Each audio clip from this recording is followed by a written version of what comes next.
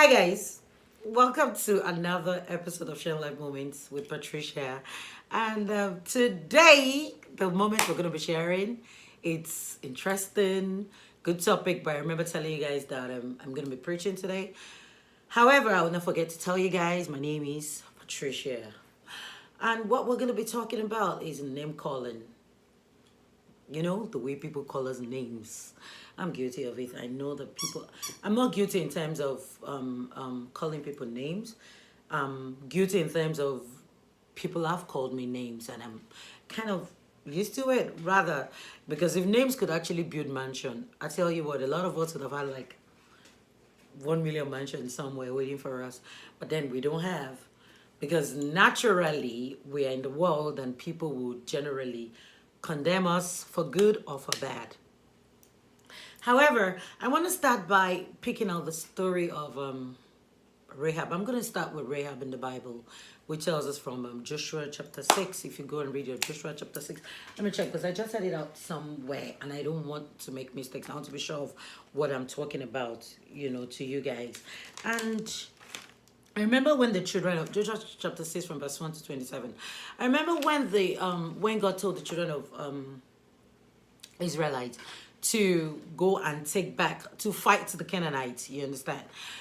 I know one thing for sure is that the only person that got saved in there was Rahab. And the truth is, who was Rahab? What does she portray as a woman? A lot of people saw her as a harlot, a whore, cheap slut. I mean, so many things they called her. But if you look at her story, her lineage, she was the only person that was saved when the walls of Jericho wanted to go down. Not that she was the only person that was saved. The whole of her family was saved. Why? Just because she was able to rob herself of the blessing that Joshua had. Why?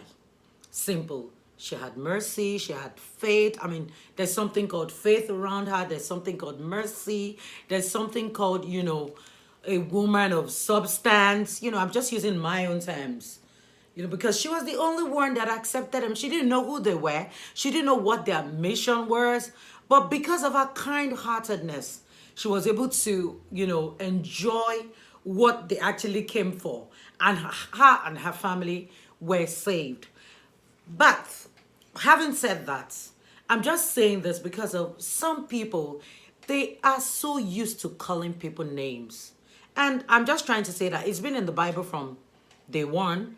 I mean, Anna didn't have a child. What did they call her? The infertile woman being married to Elkanah. They thought, you know, she wasn't going to have a baby anymore. Penina was even making fun of her, the person she married for her husband. Same thing happened to Sarah and Rebecca in the Bible. But I'm now starting with me. I've been there. I tell you guys that this platform is a platform of telling you guys the truth. I remember when I was young. How old was I? I was 17. I was pregnant. And I had my daughter. Yes, when I just turned 17, I guess. Or probably I was 16, I was pregnant. I had my daughter when I was 17. And I knew what everybody I called my friends, how they saw me, how they perceived me, how they accepted me. Not a lot of people accepted me. I keep saying it. I was telling a friend of mine that I met recently via Instagram, and we were talking. We had a long talk. God bless her so much. Oh my goodness. Because she blessed me recently, but that's a story for another day. And I was telling her about this one friend that stood by me. And I was telling her about my friend, you know, though that my friend is acting funny right now, but I love her still. She's my friend. You know, she's so dear to me. So the truth about it is that, and I was telling her about her, and I'm like, she was the only one that accepted me. Everybody rejected me. I said, I must tell you the truth, even my family. But my family's own was because of, you know, the fact that they were disappointed. That wasn't what they wanted from me. They wanted, you know, something better. They thought I was going to do better. And then here I am, a 16-year-old girl, writing her finals. She's pregnant. Why? There's something called SSC. Why are you pregnant? What kind of mistake did you make and all that? Everybody left me, you understand? I know today people are using it to tell me that, wow, Patricia, I wish I had a daughter when you had it. I know by now I probably will be, you know, expecting my grandchild at 40 something, you know. But the truth about it is that people will talk you down. I was reading on the internet yesterday about I'm not supposed a celebrity, you know, that was saying, oh, he's gonna leave the world. If he leaves the world, that. And I said, why will any celebrity think about being suicidal? It's simple. Name calling hurts. It hurts. Some people, they don't even know your history. They don't know where you're coming from. All they just want to tell you is, she's a prostitute. Oh, this is who she is. Oh, she has more than one boyfriend. Oh, she has... You don't even know if those people that are around her have brothers, have friends, or they're probably helping her for something. But people are just used to calling the other person name. A name that they don't even want people to call them. And they're so quick to tag that person. However, I'm going to tell you something. It does not define you because it's been, you know, from the beginning of the Bible. And that's why I started with Rahab. Rahab was a prostitute. Rahab was, you know, a woman that people, you know, condemned in the Bible. Imagine those days when you have a prostitute, how they treat them. They see them as the only thing they do is they sell their body for money and all that. But Rahab is the only person among the Canaanites that her name became so popular in the Bible because they aligned her with Joshua. And that's the truth. If you read your Bible, Joshua chapter 1, 1 to 27, Joshua chapter 6, 1 to 27, you're going to find it there. You're going to know that the same thing applicable to Sarah when she couldn't have a child. Even when the angel went to meet her to tell her that, look, you're going to have a child, Isaac. She laughed and said, at this age, you know, because Rebecca already ruled her out. Thought, oh, I already have the heir in the family. Same thing along with Pernina and Anna. You know, read your Bible, First Samuel. You're going to find it there. The truth about it is that name calling has been there. And then the truth is the internet made it worse for all of us because, you know, our kids are glued to the internet. We too are glued to the internet. We adults, we also come to the internet. We want to know what's happening, what's going on. And then you probably even read the news and you see the way, you know, they're addressing someone, probably the way they're dressed, probably what they're wearing and everything. Even our friends, the people we call our friends, they're usually the first to like probably call us names.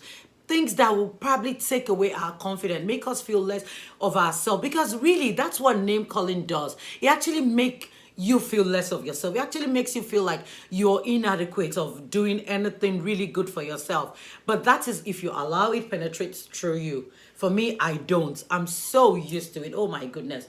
You know, I have some people. Another thing is what they do. You have some people, like I was saying, is they just come from the, who is she to be preaching for me? Is she married? Some want to check if you're married. Some people want to check if you're single. Some people want to check, what the hell? Somebody who has a child out of wedlock wants to talk to me about marriage. Hey, you are not God. Hey, somebody who used to be a prostitute before wants to talk about, hey, you are not God. Someone who's been there doing a lot of, you know, dirty stuff in the past. Are you God? Who are you to judge anyone? Who are you to talk down on somebody? Who are you to tag a name to anybody?